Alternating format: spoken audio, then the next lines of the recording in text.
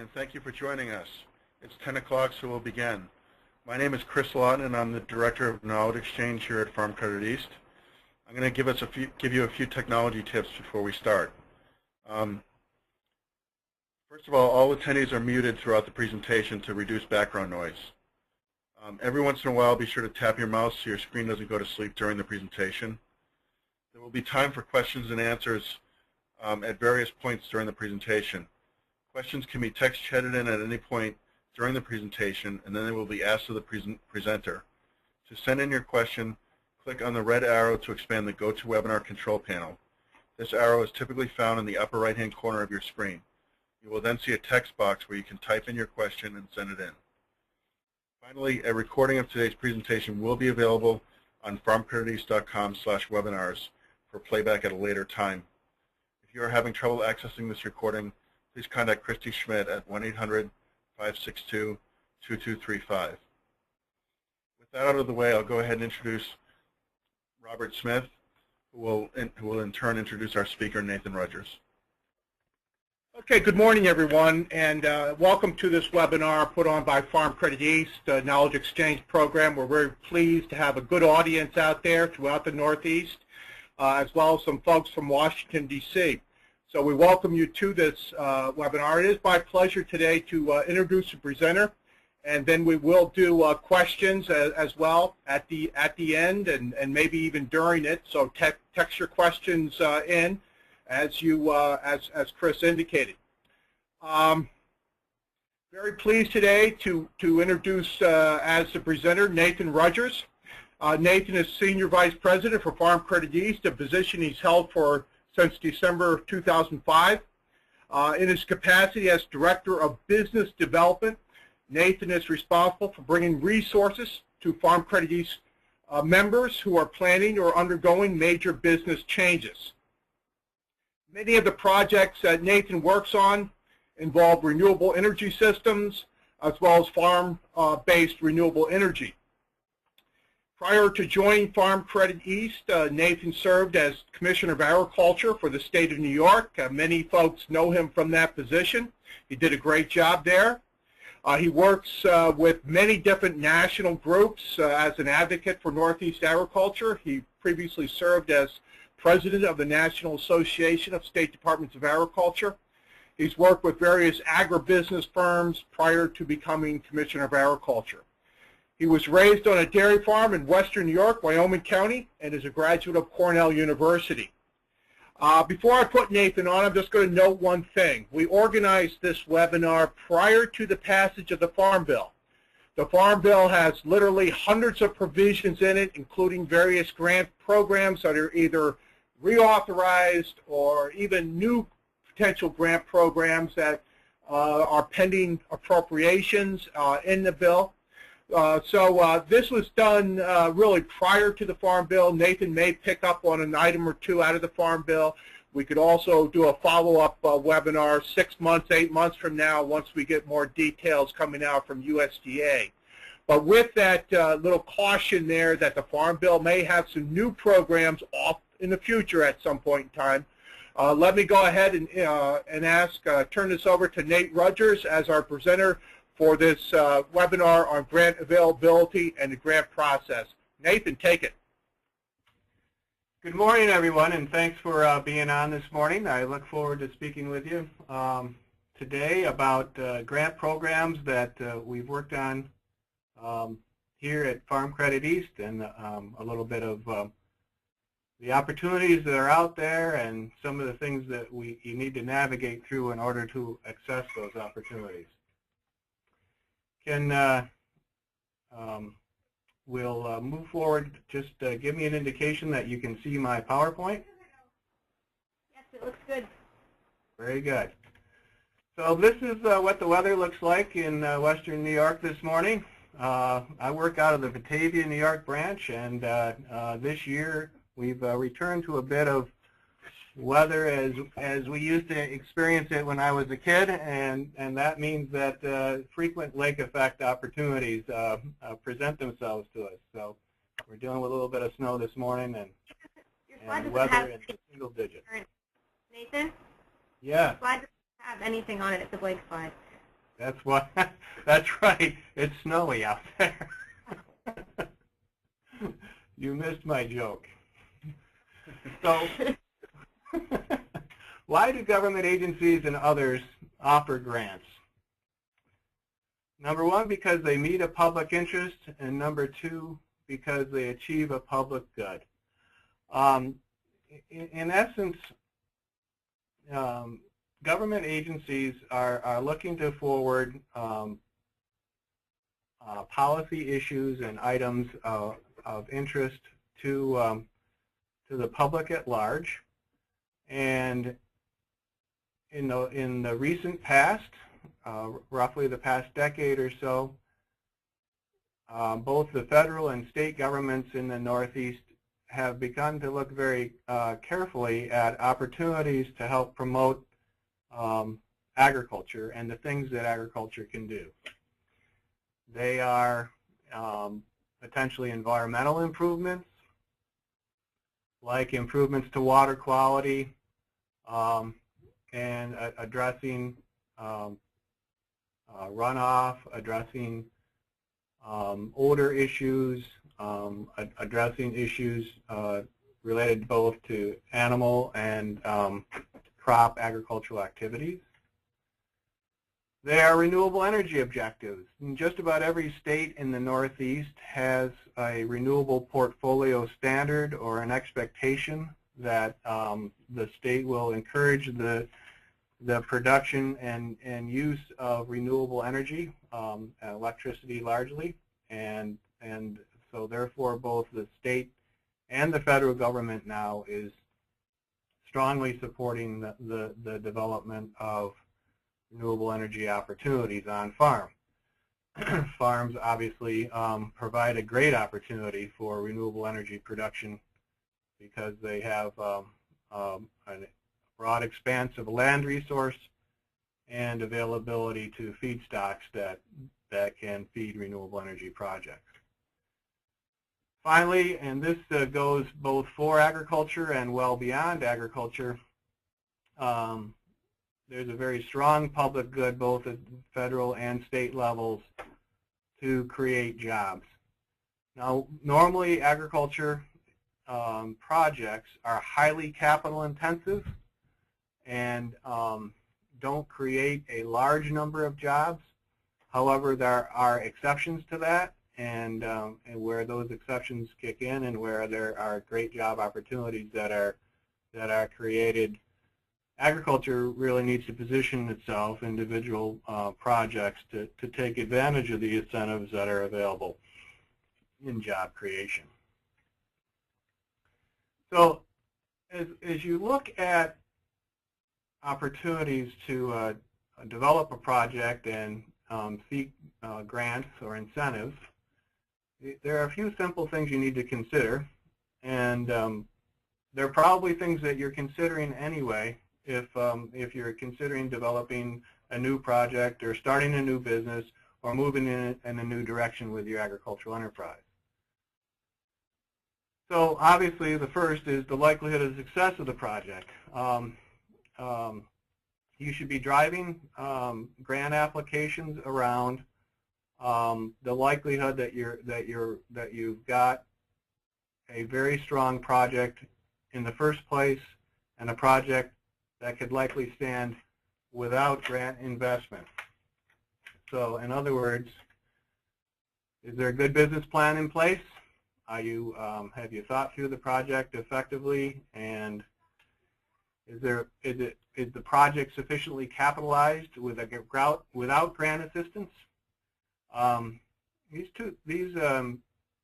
two items are very important because there are a lot of elements that need to be in place, particularly demonstration of either equity availability or a combination of equity and financing capability available in order to provide at least a match for a grant. And most of the grants that we work with and talk about have a 50% match objective. And also, you need to be able to demonstrate that the project has a high likelihood of success, because public and private sector folks who provide grant funds want to be part of projects that are successful in the short and long run. So the bottom line here is you need to remember that your project's needs are secondary to government interests. In other words, governments generally are not in the business of supplying grant funds because a farm or an agricultural business needs them. They're in the business of supplying those funds because it serves a government interest, back to public interest and public good. So additionally, you want to consider the size of the project. It doesn't mean necessarily that small projects or large projects are significantly favored, but it does mean that you're going to be facing different challenges based on the size of the project. Small projects garner attention and additional points, or they score better, because in some instances, and particularly now with some of the USDA programs, there is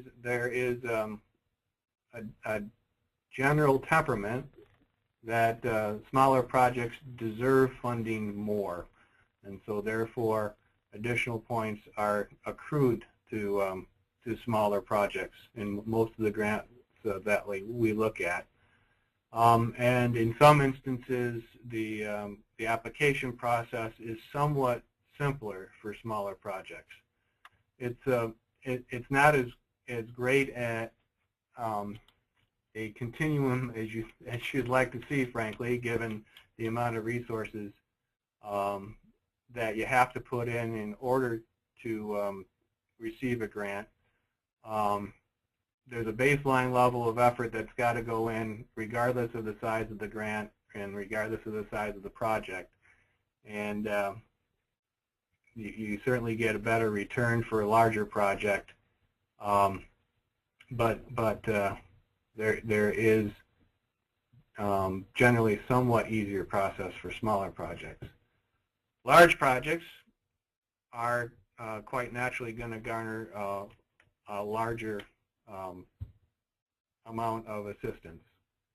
And of course, along with that, though, comes more competition. Most of the grants that we talk about are competitively based, and you will be scored versus other projects that are going in at the same time and under the same round of funding that you're going in under. And so if the resources are scarce, which they often are for grant projects, grant programs, then there's a significant amount of competition. So you also have to consider development challenges, and I'll talk about this a little bit more a little further down the line here. What are the infrastructure needs of the project? Do you have sufficient electrical or natural gas capacity to come to your project if you're developing a significant new resource? Do you have the appropriate management resources to develop and manage the project?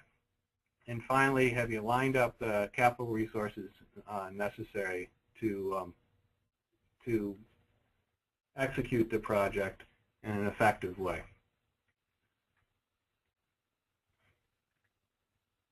Finally, you want to consider timing.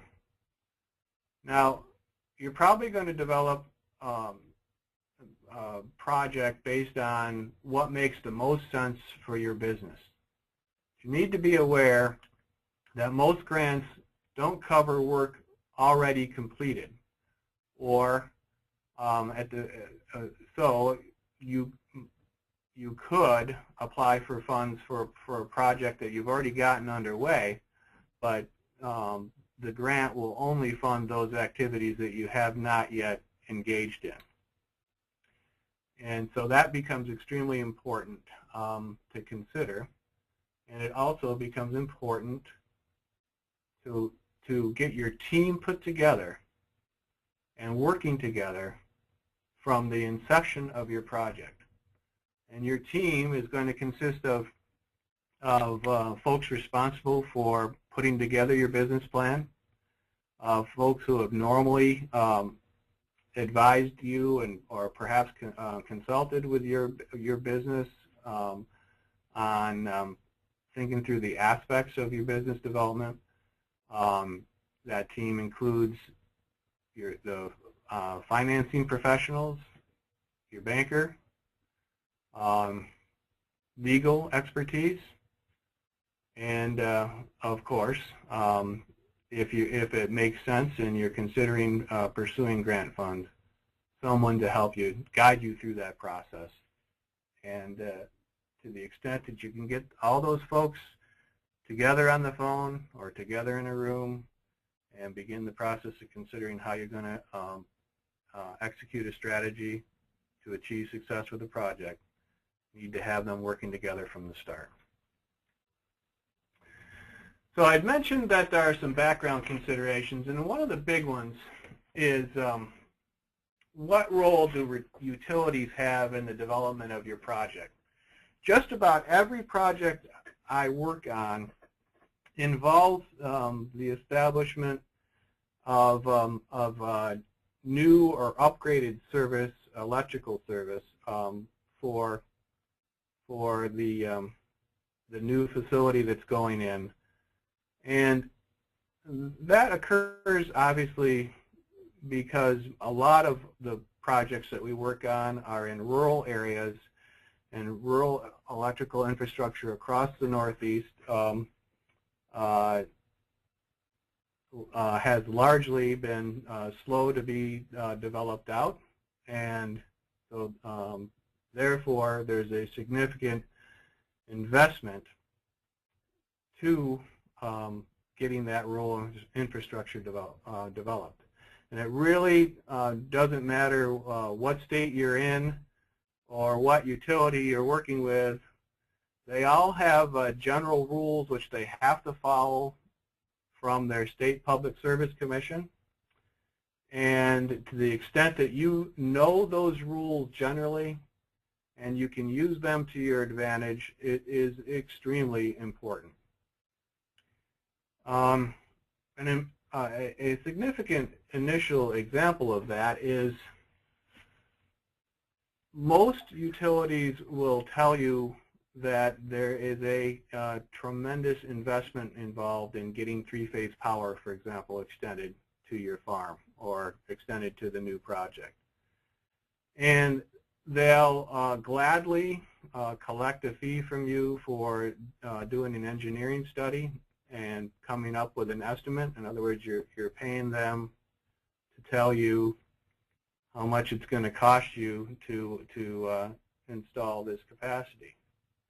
What they don't often say, and which is certainly the case in New York, for example, is that in lieu of paying those costs for service development, you can actually provide a letter of credit to cover those costs. So rather than borrowing $1 million to pay for infrastructure upgrades or three-phase power upgrades, you can in fact provide a letter of credit in that amount, which expires when you've purchased the amount of electricity that that covers that amount of letter of credit. So in particular, if you have a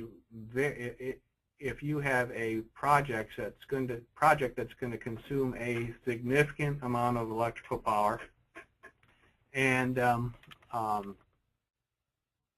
you can provide that letter of credit, it is going to oftentimes be substantially more cost-effective to provide that letter of credit, and your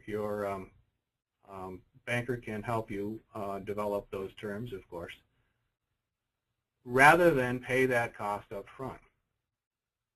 In addition to that, in just about every public utility offers economic development incentives that are either jobs related or specific to agricultural projects.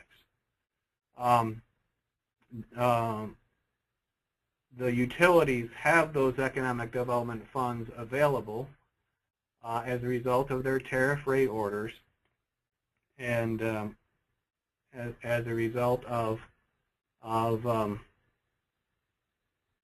past orders by the Public Service Commission to establish these programs to benefit the general public.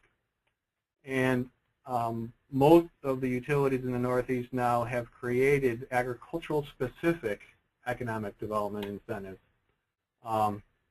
which help cover the cost of extending power. In most instances, that cost is covering that resource is available to cover the cost of extending three-phase power. And the utility benefits, obviously, because they are upgrading their infrastructure. And the project benefits, obviously, because now you've got the access to power that otherwise wasn't there. In the case of renewable energy project development, and in particular projects that are going to be generating a significant amount of renewable energy, like an anaerobic digester, for example, knowing the rules around interconnection become extremely important. Most states now offer some payment regime or payment structure which reimburse farms for the renewable energy they produce. In New York, we have net metering provisions, which means that electricity generated by the farm can be sold to the grid and offset electricity used by the farm. And there's a two-way meter or two-way measurement of electricity out and electricity in. But those net metering provisions are impacted by the capacity of the line, and there may be an expectation, if you're moving towards developing a renewable energy project, that your line that goes by your farm does not have sufficient capacity to handle the electricity that you're planning on generating. This is an extremely important and impactful infrastructure issue that needs to be considered from the very beginning of a renewable energy project. You have to know what the capacity of the pipeline to take away the energy that you're producing is, and you have a responsibility to cover a portion of, if not the majority of, the cost of developing that infrastructure if the capacity is not there. Now that's what a Sizer study does. It is a study by the utility of the line capacity and of the infrastructure downstream from your generating facility, and it is an important aspect to focus on. Under net metering provisions in New York right now, for example, the rules say that you're only responsible for the first $5,000 of interconnection cost, depending on the capacity of the line. If the electricity that you're generating is more than 20% of the capacity of the line, then you may have additional costs in infrastructure development. Now that's separate and distinct from the letter of credit issue I raised earlier, because in this instance you're not using a significant amount of power, you're selling a significant amount of power. So these are important issues to focus on, and aspects that we here in the grant consulting shop at Farm Credit can help you with and work through with those considerations as you move a renewable energy project forward, or as you move any project forward that involves major infrastructure upgrades. So let's move on to discussing a little bit of the couple of the major USDA grant programs that we have available currently and that we provide grant assistance services with. The first of those is the Value-Added Agricultural Product Market Development Grant Program, or the VAPG program. The purpose of this program is to encourage producers of commodities to refine those products to increase value. And the grant program funds in the planning stage feasibility studies or business and marketing plans or studies to help establish the venture, including paying for contractual services like legal and accounting services, etc. There is a working capital portion of this grant program as well, and that working capital is available to execute the project when a business or marketing plan and a feasibility study are already in place. Independent producers or producer associations who are producing raw agricultural materials are eligible to apply for grant funds. And we actually are in the throes of finishing up the most recent round of value-added producer grant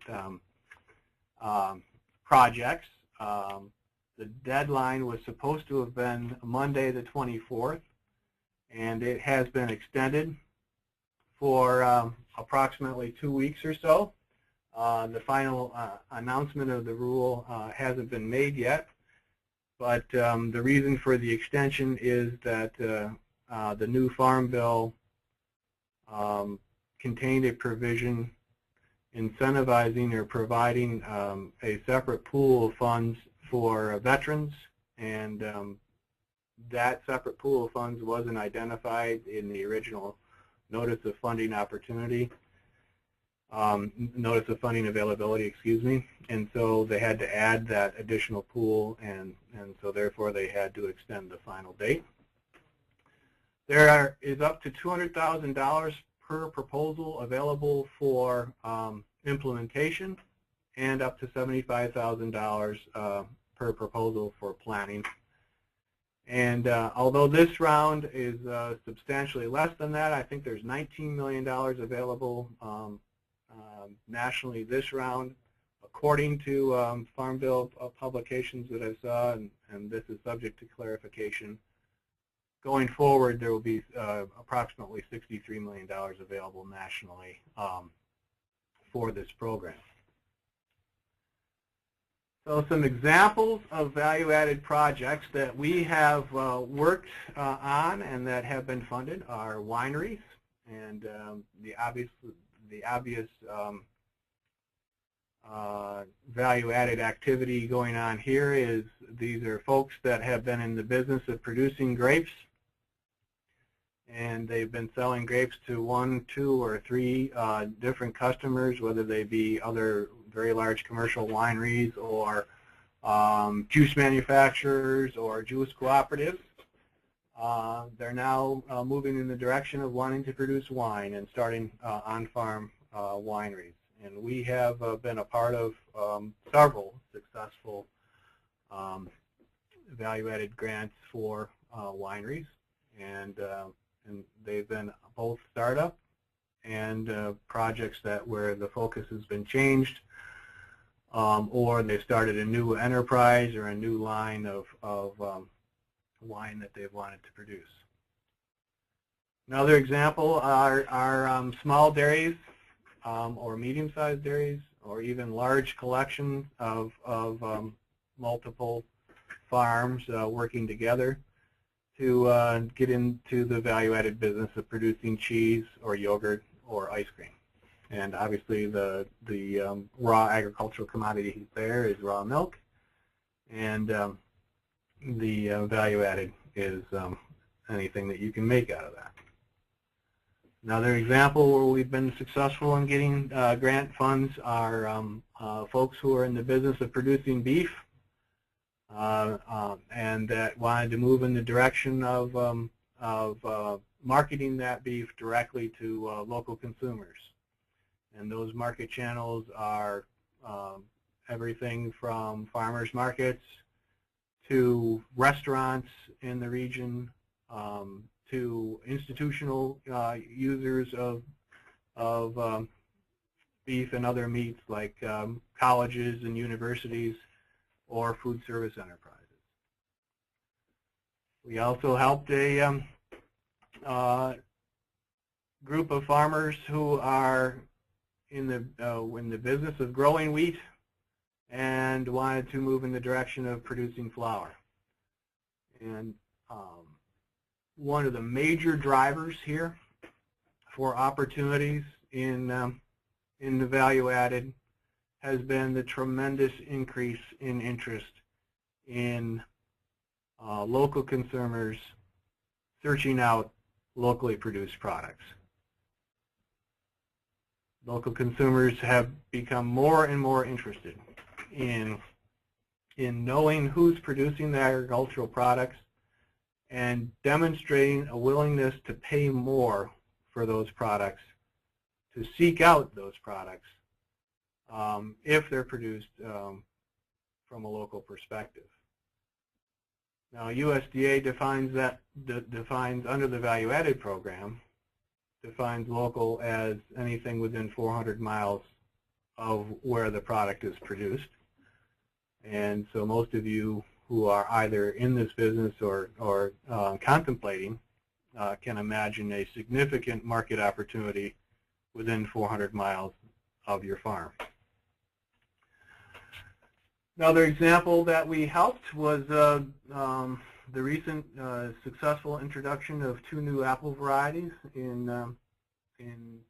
that were developed at Cornell University at the Geneva Experiment Station, and that went through the process of branding, naming, and market development. And we were able to provide some funds to the folks at NIAG, or the New York Apple Growers Group, that helped license those 2 new apple varieties and to bring them to market. So from a working capital perspective, the grant covers soft costs. And those involve things like labels and packaging, the development of a marketing or branding or promotional strategy, the labor for processing and sales activities. For example, in the case of a winery, it will cover the labor for up to 3 years of the folks that are working in the press and bottling room, the folks working in the cellar, the folks working on the floor in the sales room,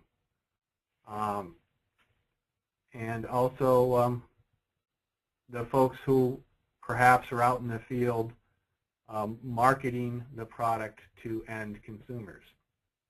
It does not cover the costs of growing, producing the crop.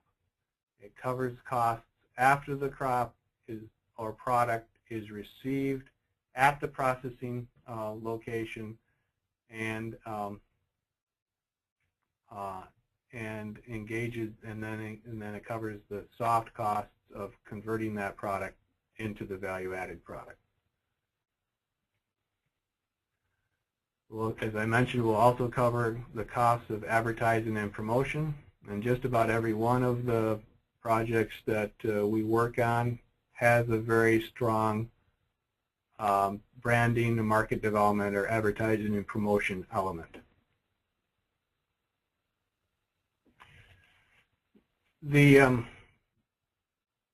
Other aspects of this program that become important and that you need to bear in mind are that a 50% match is required.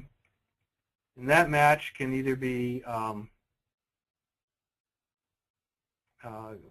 found in the form of cash.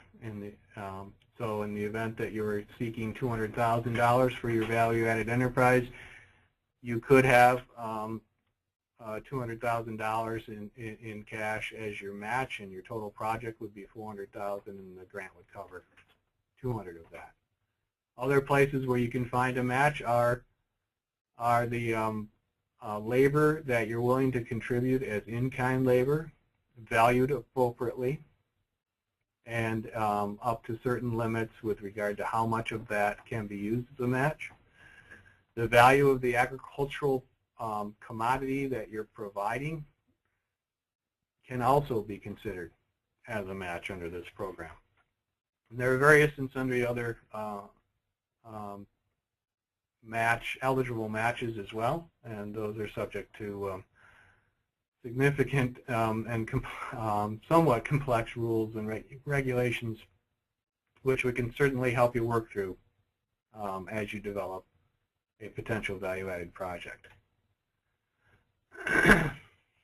This is one of our grant recipients who has a very successful startup winery in the Portland area of southwestern New York State.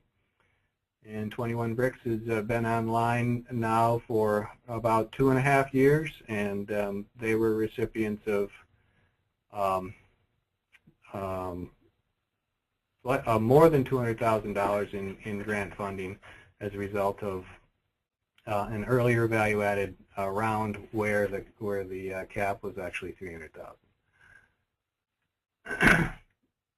Second federal or USDA rural development program that we spend a significant amount of time on is the Rural Energy for America, or REAP program. The REAP program covers projects that help farmers and rural businesses purchase renewable energy systems or make significant energy efficiency improvements. The program creates new uses for agricultural products and for waste. So eligible projects include systems that generate energy from wind, solar, biomass, or geothermal sources, or projects that represent energy efficiency improvements. So either an upgrade to equipment or an upgrade to processes that farms or rural businesses might utilize. So producers and businesses in cities and towns with a population under 50,000, which would be generally most of the agricultural regions of the Northeast, and at the township level at least, most of our townships do qualify. And you either have to demonstrate that 50% of your gross income comes from farm production, or that you're a business with fewer than 500 employees and 20 million in receipts, which would probably cover just about everybody on this call. And it is possible to identify yourself as either a rural small business or a farm, depending on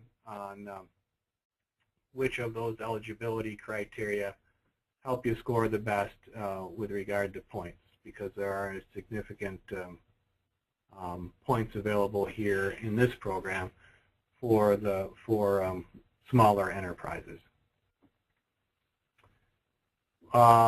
We are just weeks away from an announcement of the next application deadline under the REAP program, and so we'll certainly be well engaged in another round of grant writing for this program beginning in the next few weeks. One of the interesting things about this program is you can apply for the program year-round. You don't have to wait till the announcement of the project. This becomes extremely important because this program will not fund projects that have already started. So if you're capable of getting your application together, and we'll help you do that, of course, and we get that application submitted to your state USDA Rural Development Office before the project starts. Generally speaking, those state offices will hold those applications until the next round of funding is announced. That's an important, significant clarification, and so again, back to the beginning of my presentation, it's important to start early and plan well and have applications like your REAP application in a timely manner. So the REAP program funds up to 25% of project costs, with a maximum amount available of $250,000 for energy efficiency projects and $500,000 for renewable energy projects.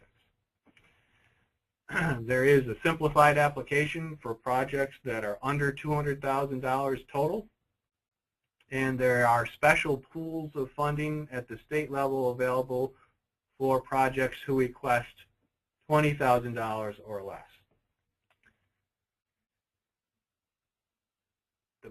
The new Farm Bill did include provisions of mandatory funding of $50 million per year for this project for the duration of the Farm Bill.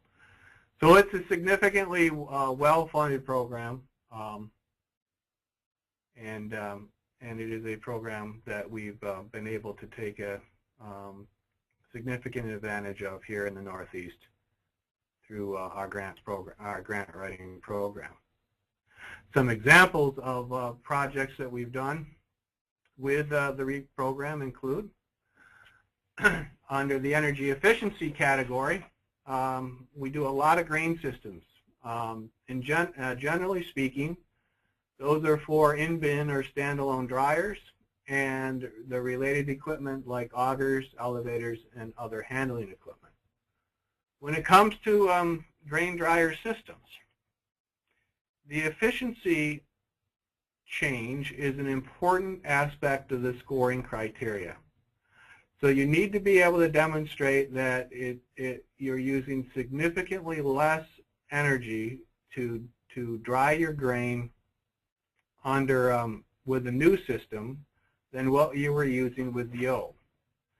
And that calculation has to be done on a like amount of grain. So in other words, if you're investing in a new system because you've expanded your grain operation significantly, the comparison between your new system and your old system has to be done only on the amount of grain that you were drying and handling using your old system, and not on per bushel analysis, for example, of grain being dried under your new system because you're handling a significant amount more grain. It's got to be one-to-one based on your past experience with your past system, and it has to be able to pass muster with regard to demonstrating significant energy efficiency improvements as a result of the new investment. We've done several grain systems successfully, and the ones that have funded have scored well because of the superior efficiency of the new system, because of the size of the request, and because of the demonstration of simple payback being adequate to garner sufficient points. Another example of energy efficiency systems that we've garnered funding for was a sand separator system, where we looked at an investment that a dairy farm wanted to make in a significant capital investment on a new sand separator system. They were investing roughly $380,000. And we were able to get a quarter of that system paid for by demonstrating that by not hauling that sand to the field to spread it, by significantly reducing energy costs, in this instance in the form of diesel energy and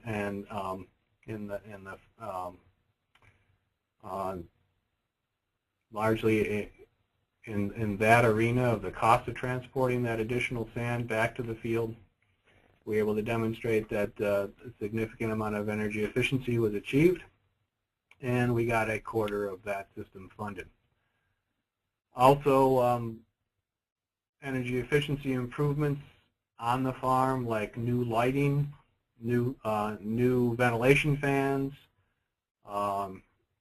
variable speed drives on milking equipment, on other motors on the farm, all are eligible for funding under this program and should be considered. From a renewable energy perspective, we've been able to get funding through this program for biomass or pellet boilers for heating rural businesses, for heating greenhouse operations, and in this instance we're demonstrating a significant savings and a significant energy efficiency achievement and shifting from utilizing heating oil to utilizing biomass.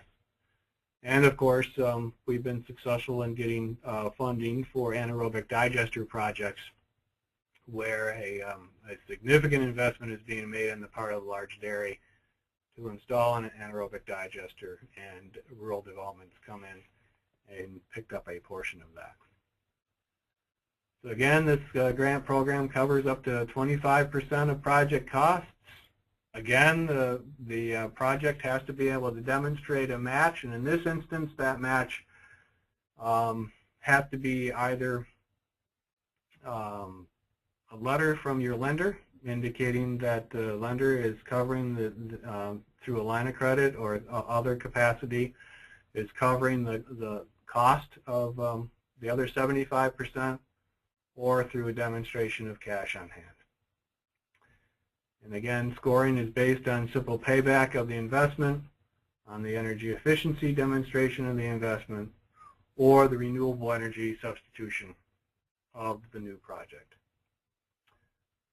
Under this program as well, small farms receive extra points, and we can identify your business as either a small farm or a rural small business if the criteria for meeting the rural small business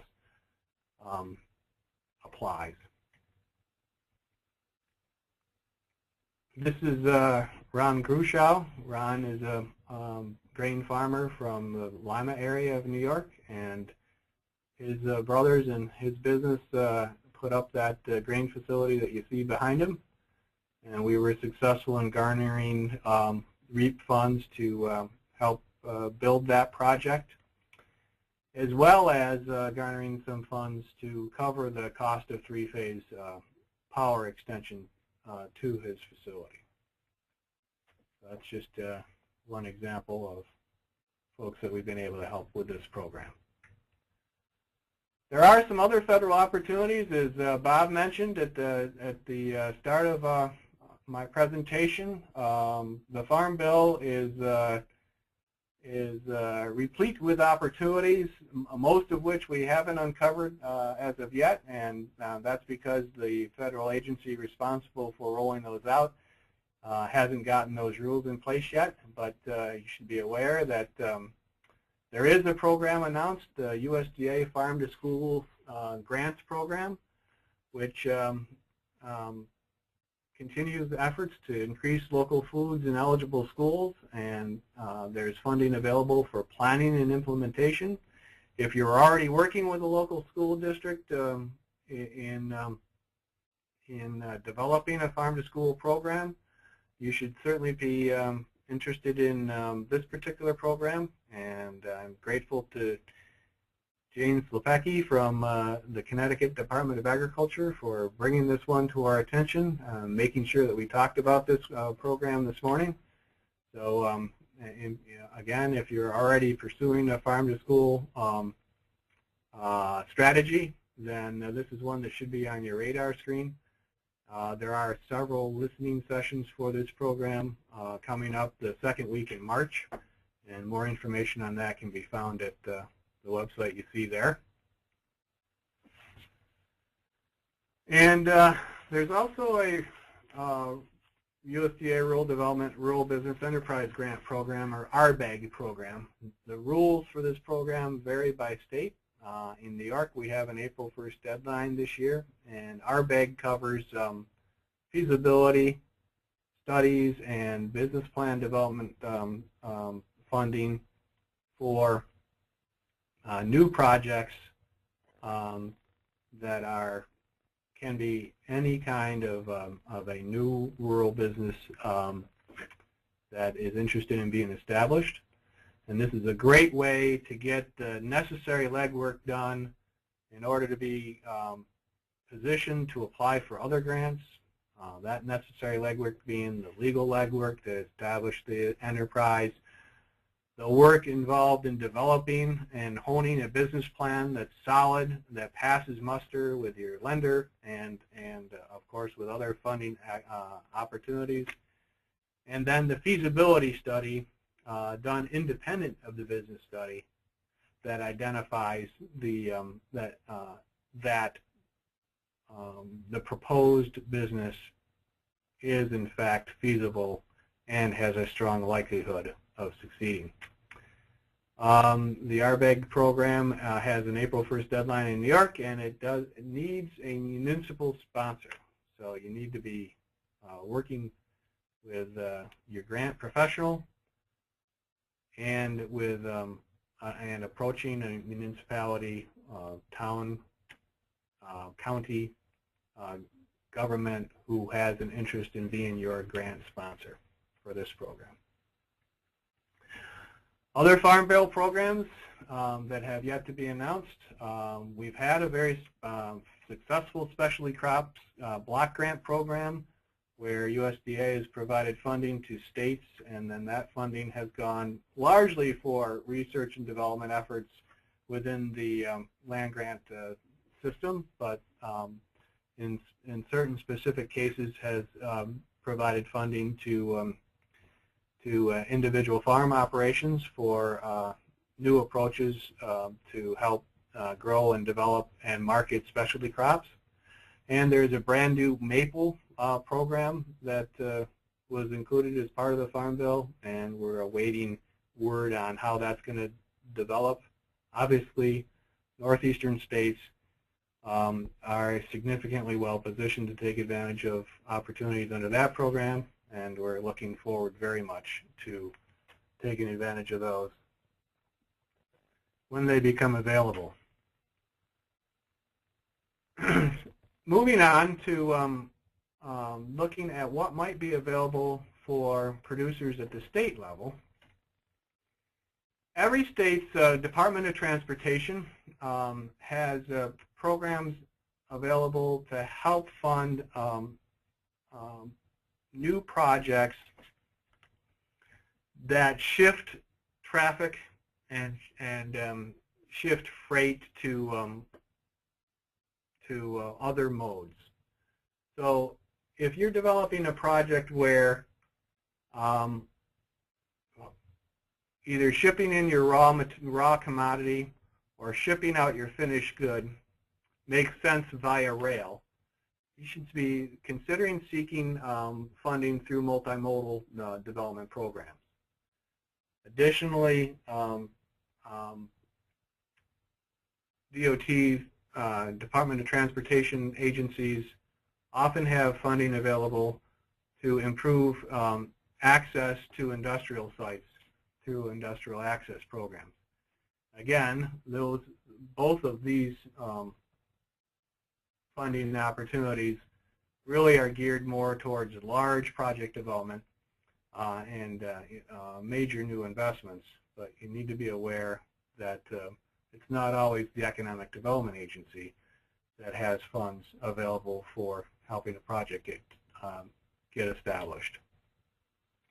Every state receives Community Development Block Grant Funds, or CDBG funds, and depending on the state, those funds are administered, because they come from HUD, generally through the Office of Community Renewal or the Housing Office of your state.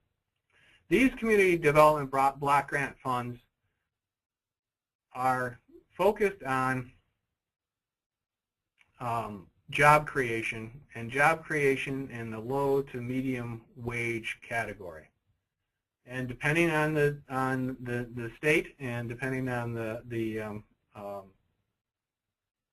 project focus, generally they will provide up to $7,500 to $15,000 per job created. Because there are restrictions on the use of union labor for the development of projects through CDBG funding, it's often important to consider funding equipment type purchases or equipment type investments using CDBG funds. And these funds can also be used to develop community infrastructure. There is, of course, important job creation incentives that are provided by your state economic development agencies. Now, these incentives are directly geared to the number and quality of jobs that you're creating with your investment, with your new project. Oftentimes, it's these projects, these programs, that provide a significant amount of frustration for agricultural enterprises, simply because we're normally in the business in farming and in the business of agriculture of being very labor efficient. And creating jobs is not top of mind for what we're trying to do. We're trying to get the job done as efficiently as possible, and many times that involves capital investments that reduce the number of or the impact that labor has. So be that as it may, though, in many instances we've got farmers and agribusinesses that are involved in developing new projects where jobs are created. In that instance, we need to be looking to our state economic development agency for funds that might be available. Won't go into many specifics here because the programs vary so much state by state. But suffice to say, if you're creating a job, if you're creating jobs, then we need to be looking in this direction for funding.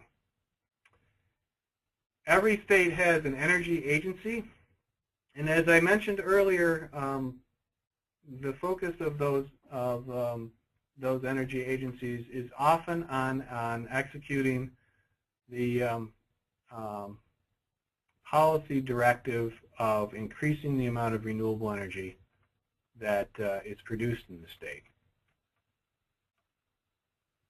So in New York, for example, the New York State Energy Research and Development Authority, or NYSERDA, has several programs geared towards agriculture.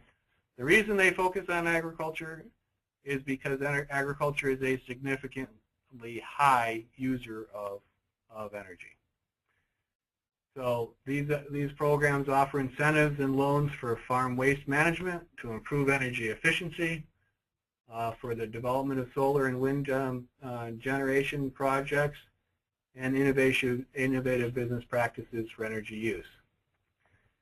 The application deadlines vary by program, and you should always be checking at the NYSERDA website or checking with me with regard to what might be available in upcoming from NYSERDA or your state energy agency.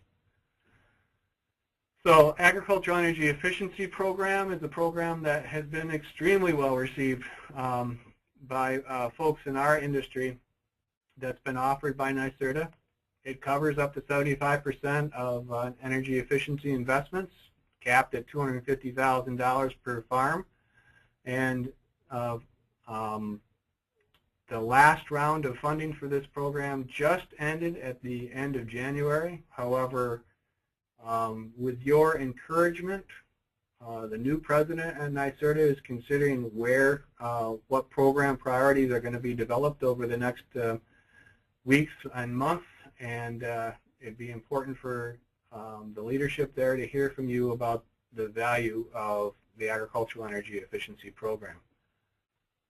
The AEE program still is offering energy audits, and those energy audits are extremely valuable, both to set a baseline of on-farm energy usage right now, and also they're required for other grant programs, like the REAP Energy Efficiency Program. It requires an energy audit. So what's interesting is you can get your energy audit paid for by NYSERDA, and then you can use the information garnered from that energy audit to apply for other grant funds. So very important to consider using the state energy agency's energy audit provisions to help set up for other grant opportunities that might exist.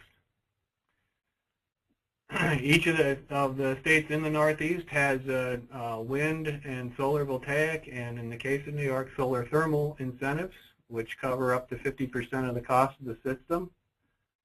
And also, each of the states largely have combined heat and power incentive programs, which cover the cost of establishing on-farm or at-business generation of electricity and heat in the case where you're utilizing a large process that consumes a lot of heat. An example of a project that would utilize a CHP system would be a large greenhouse operation where electrical supply capacity does not exist at the location. However, natural gas availability is prevalent.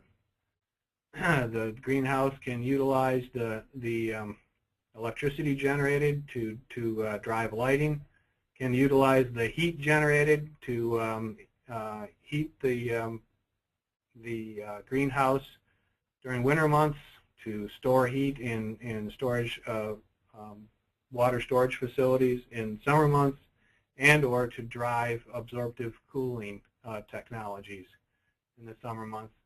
And of course, the CHP can utilize the CO2 to fertilize, quote unquote, the atmosphere in the greenhouse. Significant incentives available to pay for those systems, again, up to 50% of the cost of those systems. There's also most state energy agencies now certainly have a new facilities program or provide energy efficiency funding for equipment, lighting, etc., going into new facilities, and a per unit program for energy efficiency, for lighting, etc., in existing facilities. New York also has an extremely lucrative anaerobic digester gas-to-energy incentive program. The latest announcement includes incentives for the development of an enterprise to accept food waste, because they're trying to provide an opportunity to keep organic material out of landfills and to recycle that organic material through anaerobic digesters on large dairies. They also include new incentives for gas scrubbing technology, so to reduce wear and tear on the engine generators that consume the biogas produced by anaerobic digesters. And they're encouraging new installations under this grant program. There's $20 million in funding available under this program, and the funding is capped at $2 million per project. A portion of that $2 million per project goes to the cost of the actual establishment of the facility, and a portion goes to a per kilowatt hour payment over a 10-year period. Other grants that are available, in most states, again, the state water quality agency is offering non-point source pollution abatement control program funding, and this is generally administered by the state soil and water conservation committee, and at the local level by state conservation districts. And you should be in constant touch with your conservation district, particularly if you're interested in developing water quality improvement projects, manure handling, manure storage, or other water quality improvement, clean water exclusion type investments on farm. And again, the purpose is to implement management programs, plans, or projects.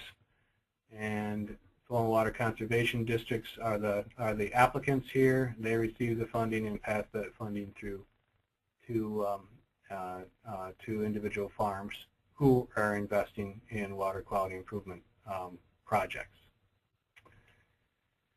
So with that, I'll summarize. I think we're probably more or less worn you out at this point, but we'll try to accept some questions here. But things to keep in mind, our key concepts are: you've got to match your project interest with the public interest. It's not enough to just have a good business idea. If you're interested in seeking grant funds, particularly publicly funded grant funds, they have to meet a public interest. Secondly, you've got to be prepared with a business plan and a capital strategy.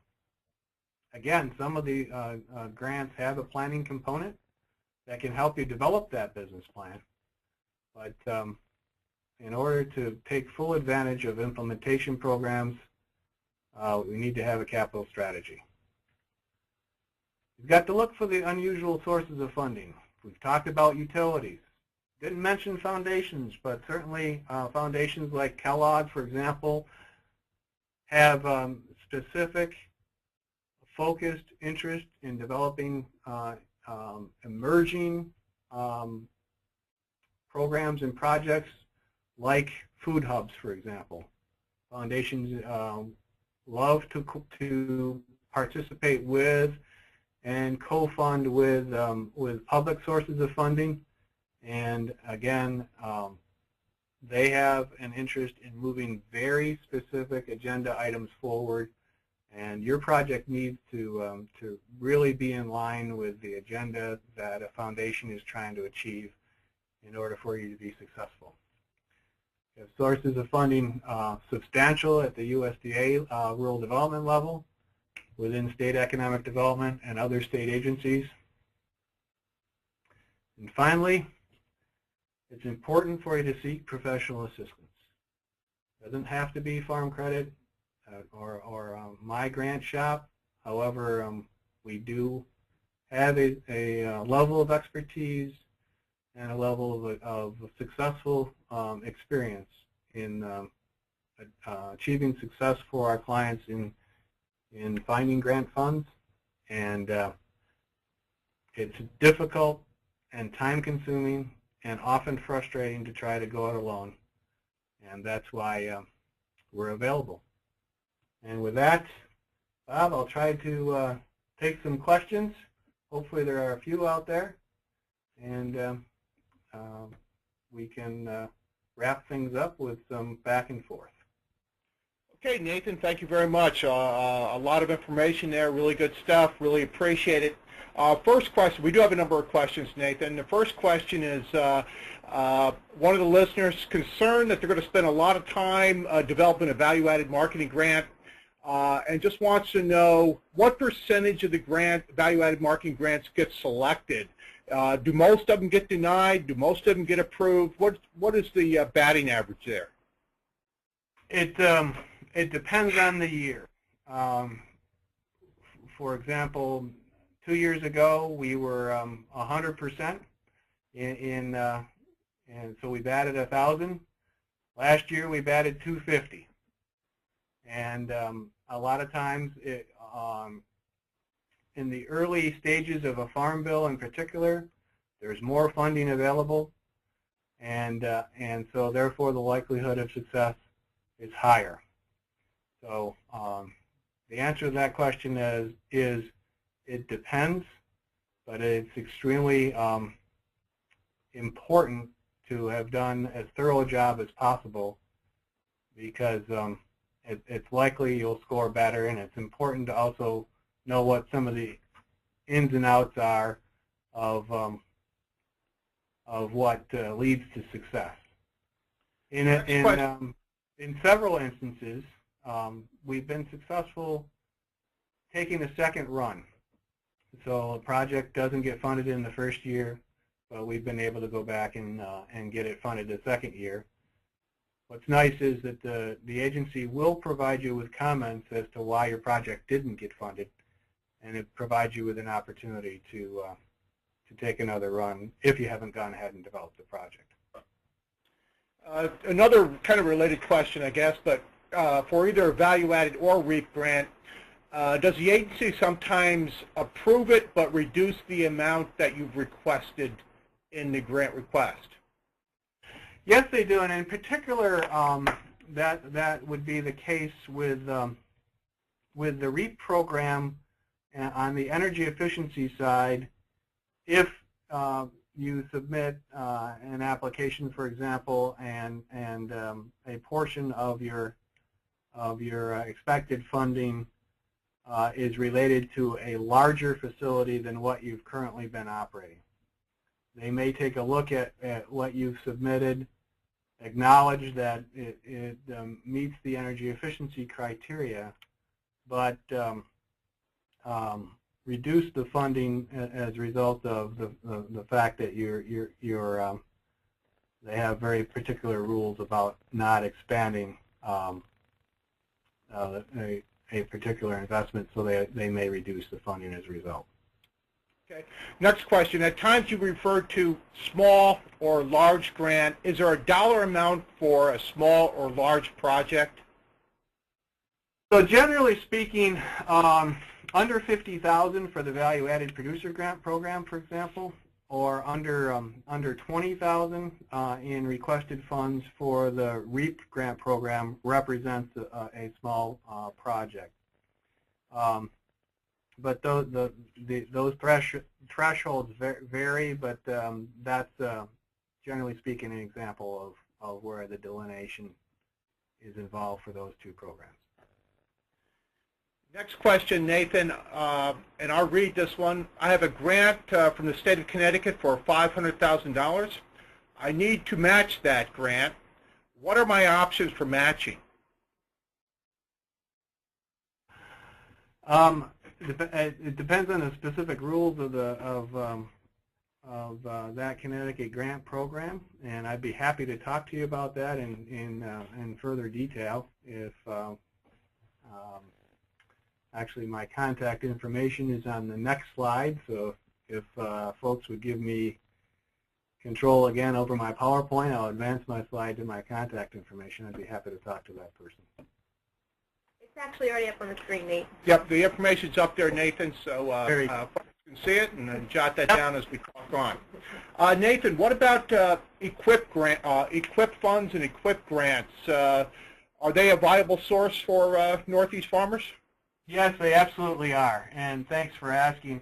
I didn't talk about EQIP because that's a program that is really more application-based, based on your relationship with NRCS, and doesn't really involve a lot of outside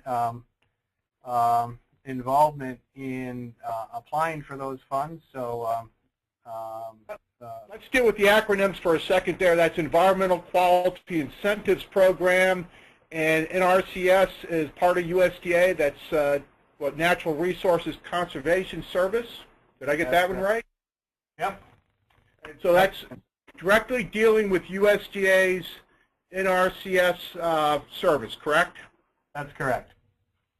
Yep. Very good. I've got a question. It's kind of an interesting one, and again, I'll read this one. A farmer who recently got a REAP grant for solar panels, PV system, found out that if he sells his business in the future, if the buyer is not qualified to be in REAP, then the farmer has to pay back the funds to USDA. So they sell to somebody who's not eligible for REAP. The farmer has to pay back the funds to USDA. Is that something you're familiar with at all? I haven't had that experience to date, but again, that'd be something I'd want to talk to that applicant about and see if we can't help them through that process and try to find a solution to that challenge. Another question, any tips on how to find foundation funding sources that you mentioned? Is there any place that you might go, a central depository of foundation funding that might make sense? Any suggestions there, Nathan?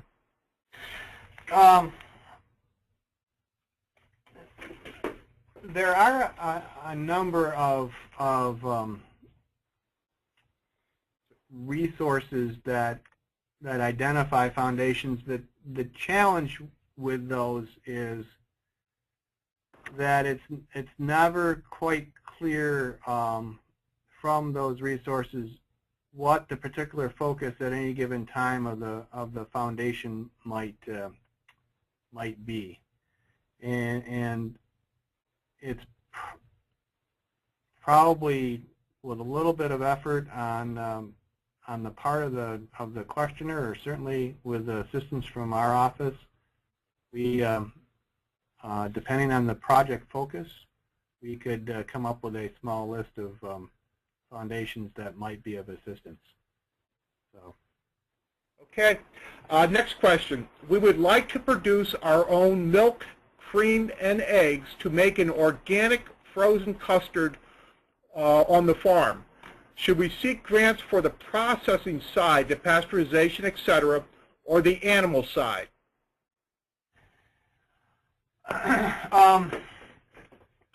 Generally speaking, the processing side is the one that is more likely to produce results. So the value-added program, for example, doesn't cover anything on the production side. It only covers on the value-added activity, and further, it doesn't cover equipment or bricks and mortar. It covers working capital for the labor, the packaging, and the marketing of activities related to the production of that custard. It would be a highly qualified project, though, under value-added. But we'd want to probably combine an application to value-added with an application at the state level for perhaps funding for some equipment to help develop the project. Okay. We have a number more questions. I'll just tell the folks that have asked the questions, we're kind of going down through them as they have come in. And we will get to, I think we should get to all of them by the end. Does Farm Credit offer help determining what grants are available to the individual project? Does Farm Credit help with the grant process?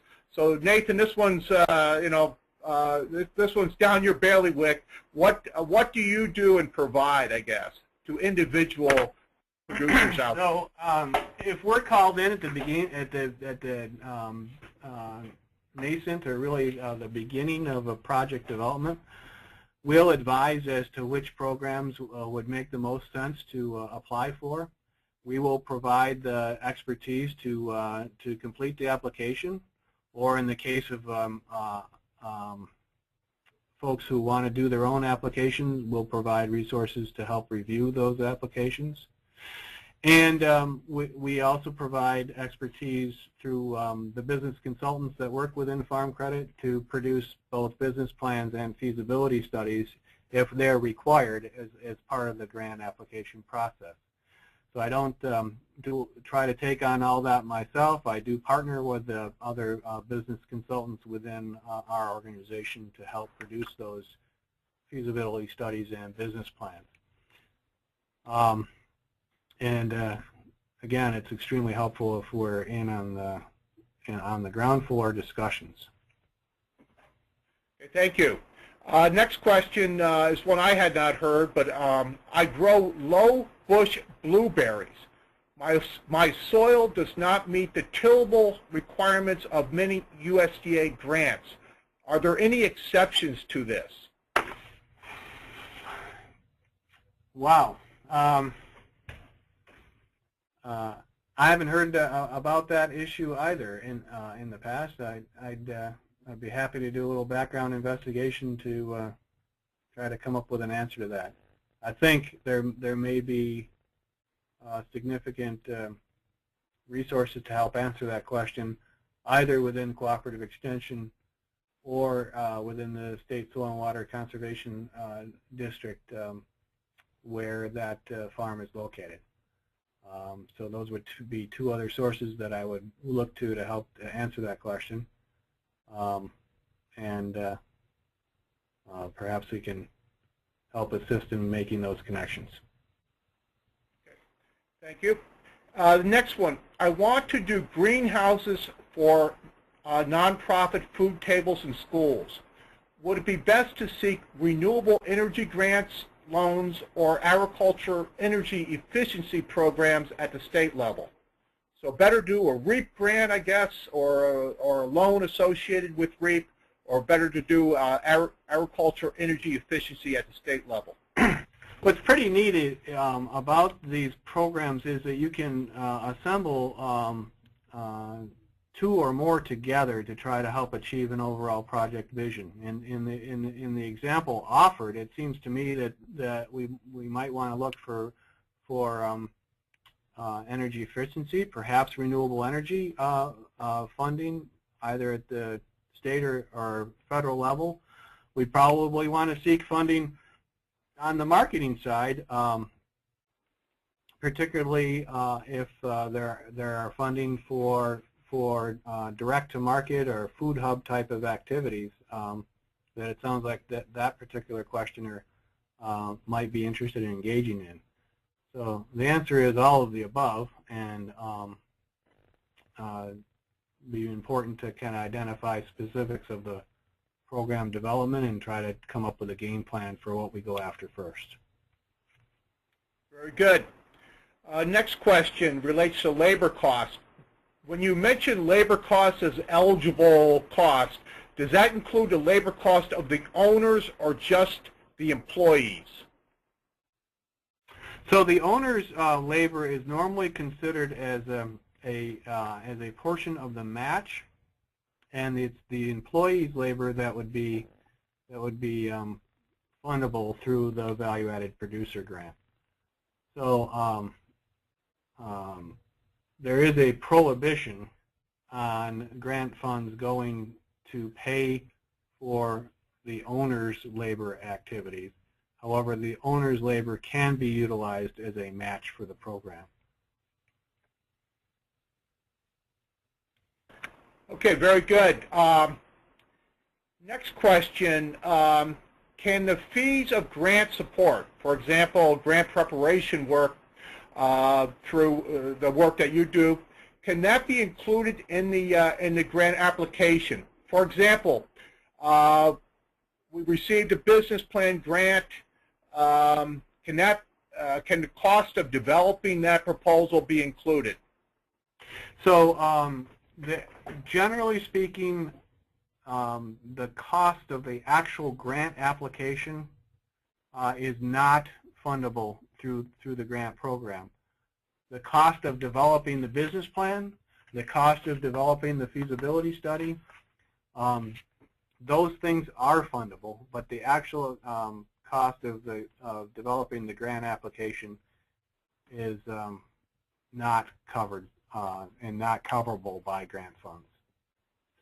So that's an investment that you have to make yourself. Okay. Question, Nathan, about Farm Credit's grant assistance program. Is there a charge for that service? That kind of leads into that question. Yes, there is, and it's project specific based on the amount of time and resources that we'd be expected to put in on the project, and be happy to talk with individual folks about what it might cost to get an application put together, and that is in fact a significant reason for why we provide the service. Thank you.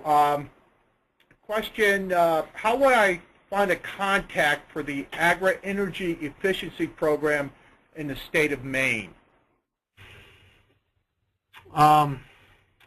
We can certainly help you with that. We'll do a quick search there and put you in touch with folks in the Maine's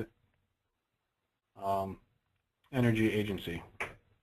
So Mark, if you would put down ask that question, put down Nathan's contact information, just shoot him an email. We will certainly help with that. Certainly any contacts of Nathan for information about what might be available, that's not good. There's no charge related to that. That's so exactly. I want to clarify that. You certainly please feel free to call Nathan or shoot him an email, and he will certainly help out any questions like that. Question came in, Nathan. Can grants help pay for used equipment? In certain specific instances, yes, but generally speaking, no. Generally, it's, folks, particularly in the REAP program, does cover equipment purchases, and REAP does expect that equipment to be new equipment. Okay. Next question, Nathan. We are considering using farm credit for grant assistance. How do we obtain a list of grants that we're eligible for? Should they just contact you and start that dialogue? Yep, that's the best way to go about it. Just we'll have a conversation about what you're looking to do, and we'll try to point you in the right direction. Well, very good, Nathan. I think we have gotten through all the questions. I'm looking back. The key thing for those folks out there is please put down Nathan's contact information if you think that you might want to consider a grant going forward, that you're considering a project, energy efficiency project, an ag value marketing project, value-added marketing project. Please jot down Nathan's contact information, shoot him an email, let him know your timing, let him know what you're thinking about, and he can get back to you, get you in the queue, and start answering some of your questions. Nathan, I'll turn it over to you. Any final suggestions for our listeners today? Thanks, Bob, and thanks again, everybody, for being on. Hopefully, you've gotten a little bit of clarity on what might be available. Don't be discouraged by the myriad of rules and challenges with regard to try to get funding for your project. If you're moving forward with capital investment on your farm, with a change in the direction, it behooves you to at least look at what the opportunities might be for someone to help fund that project with you, because it helps them meet a compelling public interest. It makes sense to ask those questions, and we're here to help you ask those questions and help you find answers. Thanks again. Hey, Nathan, hold on just a second. We got another question came in, so we're not 12 o'clock, so we're going to take that question. We have a business plan but no feasibility study. Is it too late to apply for a value-added producer grant for 2014? Probably yes, unfortunately. There may be some, it takes a significant amount of time normally for our consultants to pull together the feasibility analysis, and we kind of want to be a little bit further ahead. I'd be happy though to talk to you about that though, and maybe we can find a way to get that done. I will never say never, but I'm not sure if we'll be able to execute or not. Thank you, Nathan. We did have a question coming, just came in on the Maple Grant Program. It's in the Farm Bill. We're trying to figure out exactly how they will administer it. We really don't know. I believe, and Nathan, correct me if you've picked up something, I believe that's going to be funding back to states, who then have to make a decision as to how they handle those funds, similar to the specially crop block grants program. But at this point in time, USDA hasn't put any information out to describe how that might eventually be done. Is that fair, Nathan? Yeah, that's my understanding at this point as well. Very good. I think we've hit all the questions, but again, please feel free to contact Nathan. You can also contact Chris Lawton. The screen that you have up right now, you see Chris Lawton's email address. If you have suggestions for other webinars that you would like us to conduct, please shoot Chris an email. He's always looking for ideas. Coming up in the future, we do have for Farm Credit East members, we do have a Meet the Director Candidates webinar. That's going to be on Tuesday, March 25th at 1:30. We have 8 highly qualified individuals running for 4 seats on the Farm Credit East Board of Directors. And that election process will kick off at the, it's already kicked off, I guess, but the actual voting will be starting in late March and into April. And we're having a director candidate a webinar on Tuesday, March 25th at 1:30 p.m. You register on farmcrediteast.com/webinars, and we'd love to have participants on that to listen to the 8 candidates. Just be on the lookout. We do have a report coming out. It's got a lot of different information in it. This is a written report, but we'll also have it online. Called Northeast Agriculture 2014 Insights Perspectives. It takes a look at all the different industries we have in the Northeast, the different ag industries, ag sectors. It's a great resource document that we think people will really enjoy. It's got some special about 10 papers, or I should say 12 papers from experts outside of Farm Credit East as well. It should be a real good resource document for folks to look at. If you want a copy, a hard copy of that, just shoot Chris Lawton an email. He will get that to you. Otherwise, we'll be releasing that probably in about 2 weeks, 2.5 weeks, just finishing up at the current time. With that, I want to thank everybody for participating. We had participants on, again, from throughout the Northeast. It was great. And shoot us an email anytime you have a suggestion. Or shoot one to Nathan with any questions on the grant process, or give him a call.